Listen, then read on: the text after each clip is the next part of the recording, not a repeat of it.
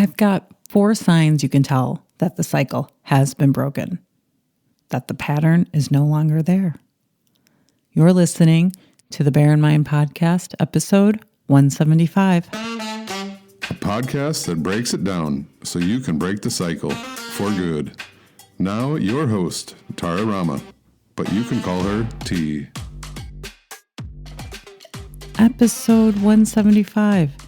And it is going to be the last episode of this podcast and the library of content around how to stop yelling, emotional regulation, anger, and relationships. It's all going to still be available, and I'll have more details on the fresh content that I'm going to be working on at the end. And number one thing before I get into the 4 signs of the cycle broken is thank you for your commitment. Thank you for listening.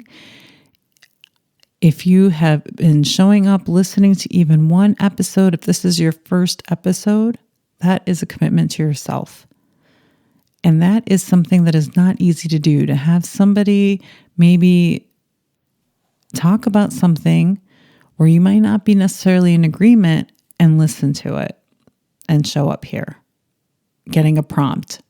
Maybe you don't even like the prompt some days. So the cycle is broken. There are going to be several things that other people might say that the cycle is broken. This is what I have found when I really worked on how to stop yelling and really worked on anger and then subsequently my relationships, because I believe that anger is going to be the emotion that changes your relationships.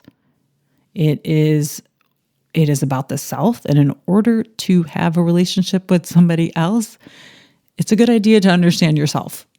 Okay, so we're going to get into the 4 signs. It's thought landscape. I often talk about emotional landscape, meaning for example, what are your top 3 daily emotions? Are you constantly feeling anxious? That's your emotional landscape. Are you constantly feeling frustrated, angry? And so our emotions don't come from outside. It comes from inside. It comes from our brain and how we think. And so the thought landscape is going to be different. You may notice it when you've broken the cycle at a more emotional level, but I think that next thing, even if you're able to have reduced that anger, there is some of that thought work that went into actually helping you to stop yell. And the thought landscape, I'm going to make it as clear and simple as possible. So my partner used to smoke for a really long time. The thought landscape, having worked with him, and I have also coached him on smoking, is he would think about cigarettes. I'm running out of cigarettes. I need to go get it. When's my next cigarette going to be? When's this meeting over so I can have a cigarette? He would constantly thinking about cigarettes. And for me, I stopped eating sugar recently, and I stopped thinking about when can I have that next piece of chocolate. I was limiting my chocolate, but I had a time frame for when I was going to have that chocolate. And now that I have reduced my sugar, it's only like a little bit of honey in my tea, that I don't think about that chocolate. And the same is true when you're trying to lose weight. The thought landscape of somebody who is at their weight and not thinking about losing weight or anything, they're not actually thinking about food. Isn't that so interesting? So the way where we put our attention on what we're thinking about is going to be different. And in anger and in stop yelling, that thought landscape, which it's a little different for cigarettes and sugar and all of that kind of junk food because that's centered around desire. The thought landscape around anger is that you're not shoulding on people. I've mentioned that in many episodes. There are very few shoulds I have today around other people, around my friends, which is sometimes often easier to do than your family members. Is I don't have shoulds around my kid. I don't have shoulds around my partner. I still have some, and I work on cleaning them up. But they're less and less, which has then reduced my anger. Because when you have a should, is you want something to be a certain way. And if you have a lot of them, you want something to fall into your exact plan. And people are unpredictable is a word, but people are people, and they're going to do what they want, and they're going to show up how they want to, and they're not going to follow those shoulds. They have a whole nother set of shoulds in their minds. And when you can let go of the supposed to and the need and the shoulds, you're not thinking in shoulds. My daughter, she picked up something at school and she kept it. And she had been keeping it for a couple days. Now, in my mind, I had a should, like she should return that. And I let her make a decision. I did talk to her about this could be somebody else's, could be one of your classmates, your friends at school, and they're missing this. And I let her know about it. And then I let it be her decision. And there was no should that she should return it. She's at the age where I think she can take some decision making around it. Now, if it was a diamond necklace, it would be a different story, but it wasn't. It was something small and maybe not easy to even identify whose it is. But I let it be her decision. It wasn't a should. My child shouldn't steal, shouldn't take this stuff. So the shoulding, the supposed to, it's not the running rhetoric in my mind around people. The second sign is emotions don't frighten me. We are not schooled in educational systems, and if we didn't probably have some sort of person well-versed in emotional health, we were not taught to handle our emotions, and we can teach that skill fairly quickly and simply about how to feel an emotion. And I have so many episodes about that. But once you do it and you get practice on feeling emotions, they don't frighten you. You know that you can go through an emotion. And in fact, you can anticipate certain emotions. I now know I'm going to feel a certain way. I can anticipate it when I'm going to go about doing things. And I know that it's going to come up, and I know that I can handle it. I know that possibly here, I'm probably going to feel maybe a little bit of shame because I know my shame triggers, and I can move through it a lot quicker. The other aspect is emotions don't frighten me in the sense that when we stop doing something like yelling or breaking any pattern and it comes back, like all of a sudden, maybe like last week I had one piece of chocolate and you're like, oh no, I've been so good, a couple months without chocolate, and then I have one. It didn't freak me out. You don't get freaked out if you kind of go off of this. So when I yell today, I'm not freaked out that I'm yelling like, oh no, I've been so good. I haven't yelled in years and I yelled today. Or, I mean, it's not that long. Like I haven't yelled in a month and I'm yelling today. It doesn't freak me out. I'm like, oh, okay, I know I yelled because I was frustrated. And then I go back and I figure out what was the should or what was the thought that was there that led to that anger. What was maybe the belief system I was still holding on to. So the emotions don't frighten me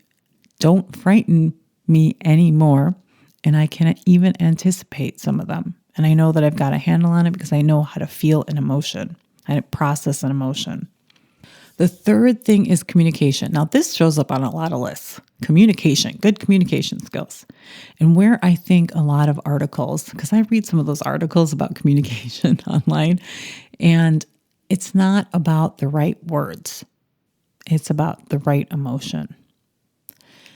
This is really essential. This is where I think a lot of articles, easy read articles, we don't get that when you have the right emotion, you will find the right words. When you're coming from a place of love and not coming from a place of anger, you will find the right words.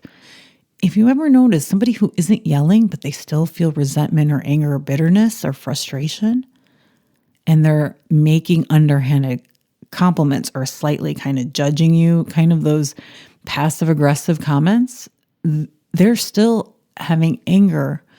And I notice that if I'm wanting to kind of do an underhanded thing, that I'm still in anger and I go back and I try to clean up that anger and come from the right emotion, and then I have the words. And this is a skill that's really important, I think, in parenting, because a lot of times we search for how to say something to our child rather than searching for what emotion should we be in, not should be, what emotion would help serve you and your kid when you go to have a difficult conversation, when you want to talk to them about stealing, about their grades. What is the emotion you're coming from? Are you coming from curiosity to find out more information about what happened? That's something that I have relied on more so than maybe thinking I need to jump right away to empathy. It's, well, could I be curious? Could I find out the information? All I have is this little bit of information. Curiosity has really been a really important emotion to help communicate, as well as love. Oftentimes I lean more on being curious and asking questions, coming from a place of understanding, not interrogating. There's a difference. If you're coming from interrogation, it's an ulterior kind of motive thing. And curiosity is, I really want to find out, and I have no preconceived ideas of what that answer is going to be. And the fourth and final is future focused. I can tell you for a long time, I was past focused. I was obsessed with my relationship with my family. Like, what went wrong with my mother? What happened here? What happened here? I was searching, I was combing and analyzing. It was almost sickening. It's almost sickening a little bit to talk about now. I was so past focused and trying to correct things that I saw in the past rather than focus and plan out my future. What are the things moving forward I want to do? How do I get there? What are the emotions that I need to get there? How do I manifest things like motivation and determination? How do I move from a place of anger to a place of love? So it's tied to thought landscape, but within your thought landscape, you're thinking more about the future. You're planning things. You're planning on how are you going to handle this situation. You take a pause. Future focus is, we're often told that we need to react to every situation with our child, any incident that we think we need to handle, that it needs to happen right this minute. Instead saying, no, in maybe tomorrow we'll have this conversation and planning. That is future focused, because we're so focused right now on dealing with it or correcting the past that everything has some urgency. I even put in urgency into past focus because it has to happen right now, and then it has to be done and it has to be put into the past. Rather than it's a possibility to talk about an incident with somebody tomorrow when you've cleaned up your emotions and you're ready to come from that place of love or curiosity. And that is also a key component of being future focused. And I'm going to end those 4 on future focused, and I'm going to talk about what's coming up for the future. But first, I'll recap. 1 is the thought landscape, and when it comes to anger and yelling, is that you're not shooting all over the place. 2 is emotions don't frighten you. Even when it comes up again, another emotion that you thought you had under control, and yelling comes up for you again, you can go through the steps of investigating and of finding out that belief that isn't working for you. 3 is communication. It's not about finding the right words. It's about finding the right emotion, and then the words will follow. And 4 is future focused. You're spending more time planning, thinking ahead, than going back and digging up the past for something that you can't change and battling with the past. So future focused. This is 175 episodes of stuff. I am going to be reorganizing it on the website at tararama.com. It is, of course, in the show notes, in the description, and there the podcast episodes will be there. And I'm going to organize it, categorize it so that if you want to combine episodes like on guilt, you can get a full playlist and go through guilt.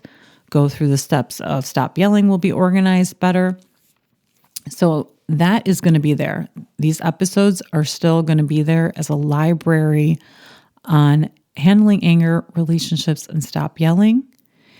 And the fresh content that I will be creating is going to be in terms of a blog. I'm going to go back to writing. And the decision was made around time. It takes more time for me to put out an episode, and I love to write, and I wanted to go back to writing. I will be centering the content very similarly to the content I've had here on emotional regulation, on emotional health and relationships. It'll still have that same focus. I will touch in on stop yelling. It'll still be there in forms of articles And I want to add in some new stuff into that. So everything will be housed at tararama.com. The podcast episodes will still be available on all major platforms and where you've been listening to them. That's all I have for you. I'll check back with you on the website, tararama.com. Thanks for listening. Thanks for listening. Listen for a new episode next Tuesday by subscribing on your favorite podcast platform. Bye for now.